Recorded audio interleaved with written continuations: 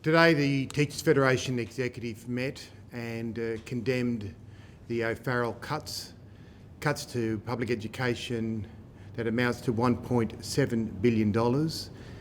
That's $425 million this year, next year, in the years to come.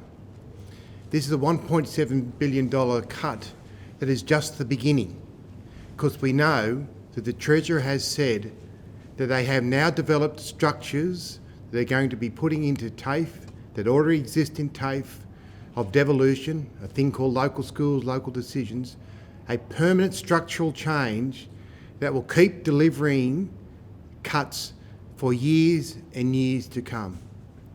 This isn't just a one-off cut.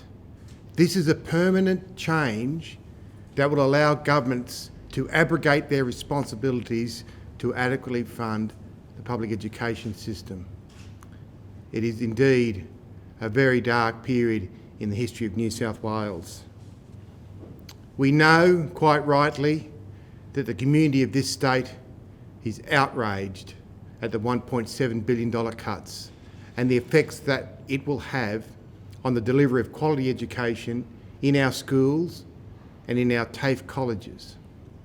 Accordingly, the Executive of the Federation today has called for a large community day of protest to occur early term 4. That will be occurring not just in the metropolitan area of Sydney, but in regional centres right across New South Wales. That will involve not just teachers, but also parents and members of the community, indeed the citizens of this state. We hope that we can develop a broad alliance, and indeed we're confident that we can develop a broad alliance of community people concerned about the directions of that this state is taking, particularly in regards to education, and that we'll see the protest in large numbers occurring. Now obviously we're not just after a one-off event. Indeed the Executive has decided that this will be a campaign that we will continue to fight in every single coalition electorate right across New South Wales for as long as it takes.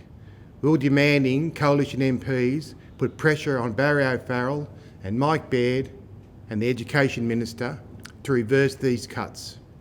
And indeed we'll be taking those protests to every single electorate from this day forward. When you say a big day of protest, yes. How big? Tens of thousands, 100,000?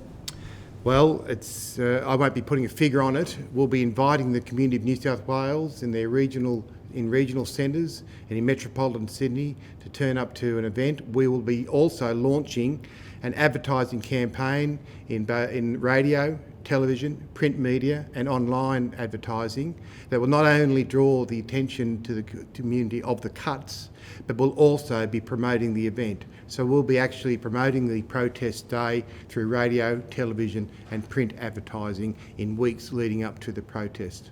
So simultaneous protests in many different electorates? It'll be a large one in Sydney, a large venue in Sydney. We've still determined that. There'll be a large venue in Sydney, and then we will also be having parallel events in regional centres across New South Wales at the same time. This won't be on a school day, This will be on a weekend day. It'll be on a weekend day in order to make sure that we get the maximum number of citizens joining with teachers in the protest. This is now not just a teacher issue. This is an issue that should concern every citizen of this state. The quality of provision of education in every school and TAFE college is now at risk. Not at risk for 12 months, but at risk well into the future, beyond the life of this government. These are permanent structural changes that will deliver cuts of hundreds of millions of dollars in years to come. We have to have the community now say to Barry O'Farrell, you either reverse these cuts or admit that you were elected on a lie. You promised to preserve frontline services. You are now cutting both teaching and non-teaching positions, equity programs, support services for students with disabilities and a range of other equity programs. You are cutting these programs. It will have an adverse effect on the quality of provision. You need to reverse them. Maurie, how frustrating is this for you, given the government's very strong political position? Is this going to have to be a matter of death by 1,000 cuts for you? The government does have a large majority, and we recognise that. but they shouldn't abuse that majority. They also have an obligation to provide quality frontline services in education. But what we will do is, if we can't reverse these cuts in the short term, we'll make sure that that majority is reduced. Indeed, we can safely predict, based on historical evidence, that when a government starts to attack education and frontline services and teaching positions, that the community backlash is enormous. And there will be a community backlash, and we'll make sure that that backlash continues right up until the next election day. And we can safely say, I believe, there will be coalition members who will lose their seats on this issue alone. Why did you decide to protest and not strike? This is an issue that goes just beyond teacher working conditions. This is an issue that goes to the very heart of public provision of education in both TAFE and schools. And we need to make sure that we have a broad alliance, and we believe that alliance is forming. We're having community forums right across New South Wales as we speak, almost every night of the week and on weekends. And those community forums have been very well attended by very angry parents. We believe that we need to make sure that the parents and members of the community have an opportunity to also voice their protest, and that in a weekend event is the best way to maximise the community presence at that protest. Is strike action something you will reconsider later on? Obviously you would want to impact on HSC students in term 4, but it may be considered again after the HSC or next year. We've already got decisions of the Federation that said we will use every legal, industrial and political strategy. We'll use a range of strategies. We'll never ever rule out or rule in industrial action, but at this stage the campaign, we believe, will be most effective if we can galvanise the support of parents, grandparents, members of the community, employers who may be seeing the skills shortage as an issue and seeing TAFE attacked. We believe that we have a great capacity to develop one of the largest alliances in opposition to this government just around these education cuts that we've seen in this state's history. How many coalition MPs do you think could lose their seat just on education alone? Well, I can't predict how many. All I can predict is that those coalition MPs should be feeling pretty uncomfortable with their position, particularly if they're on thin margins. I don't think that the community of New South Wales ever predicted that a government would be so vicious in their attacks on public provision. And certainly they have no mandate. They went to the previous state election with a promise that education and the public sector would not be attacked, and now the lie has been exposed. Can you just tell us who met today, please, as far as your federation's concerned? Our state executive met, and the state executive of the Teachers Federation is comprised of 15 classroom teachers and principals from schools and TAFE colleges. Our decision-making forums are not run by officers of the union.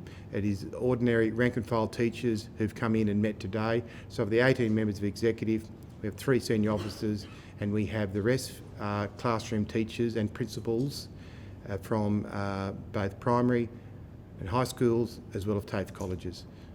So people didn't expect this. To align with the Independent Education Union? Sorry? Will you still be looking to align yourself with the Independent Education Union on action? I think the part of the decision that we made today was that we will enter broad alliances with allied groups. Obviously the issue of cuts is important to the private sector as well, but I think more importantly for both sectors is that the cuts that were revealed last week by Barry O'Farrell now put the Gonski funding at risk. Make no mistake about it. We were on the cusp only a couple of weeks ago, after hearing the Prime Minister announce the Gonski funding and the federal government's commitment to that funding. We now, less than a fortnight later, have the state government put that historical moment at risk. There's no way the federal government could or should make up the shortfall of what the state government is pulling out. And I believe that what Barry O'Farrell has done has put the Gonski funding regime at risk. You say that this was unexpected, but this is exactly what Terry Meserole and Nick Greiner did a generation ago, the last time there was a Liberal government in this state. Didn't you think that this was on the cards despite the the feel-good rhetoric from Barry O'Farrell that this is something that coalition governments do? It would appear, if I could borrow Tony Abbott's words, it would appear that it is in the DNA of Liberals to attack people who provide useful services to the public, whether it be in health or education, community services or transport. It would appear that Barry O'Farrell, like Liberal predecessors, have an antipathy towards public provision. But that's not good enough. He went to this last state election on a promise that the community of New South Wales would have better services in this state, better funded, and he has now turned his back on those promises. So I believe that what has happened in this state is very much different to what happened with Nick Grine and Terry Metherell.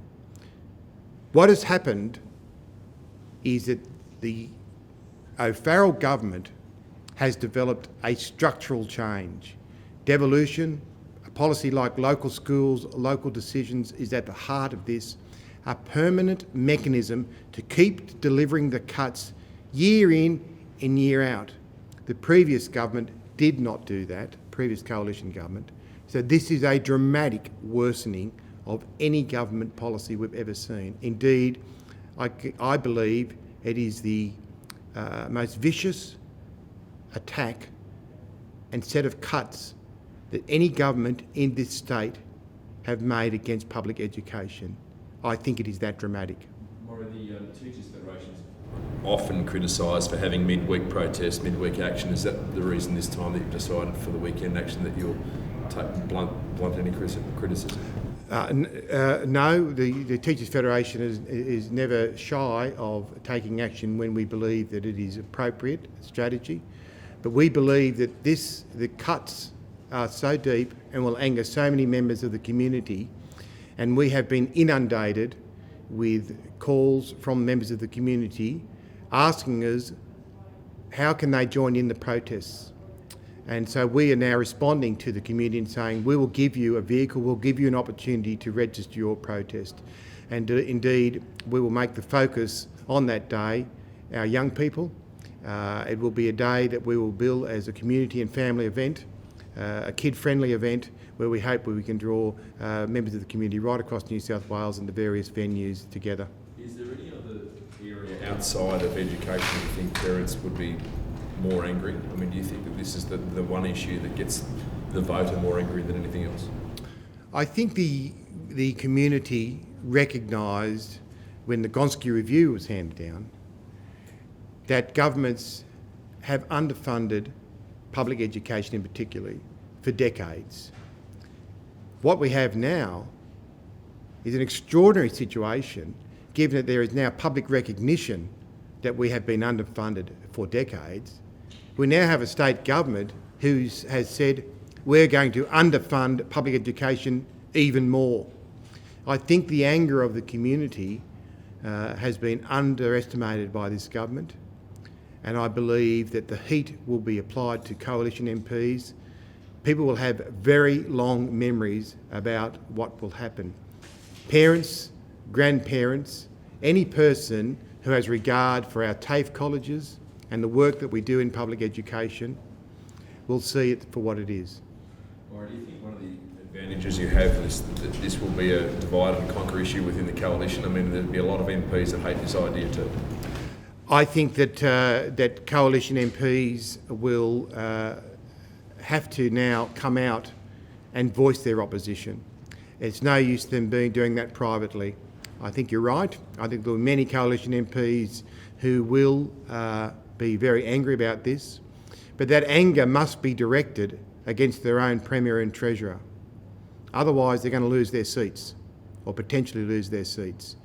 We know that in National Party seats right across New South Wales, in rural and remote areas, in some of the most vulnerable and disadvantaged communities in Australia, that these schools are now going to be even more underfunded and possibly relegated to even more disadvantaged status. And they sit squarely in National Party seats. I think the response is of building this into a broad community campaign has been what we have had articulated now for some months. Remember, this is not something that's been in response to last week's announcement. We announced back on March the 11th, when the Premier announced local schools, local decisions, that they intend to rip out of the system about $400 million per year and lose thousands of positions. We've been vindicated. And since that time, we've been building broad community support. But we believe we now have to give an opportunity, given that we've had industrial action on 2 occasions already, that the next action has to be larger, but with community support. This has to be seen by the government as not just a teacher issue, but an issue that affects every member of the community. Maurie, as the Federation President, are you angry that the previous government stank so badly that it's left you in this position? Well, it's always good to, in a democracy, to have a strong opposition. I think that what Mr O'Farrell is doing is arrogantly using his majority in quite an undemocratic way to ride roughshod over the interests of the community of this state. But if necessary, we will have to take the issue right up to him right up to the next election.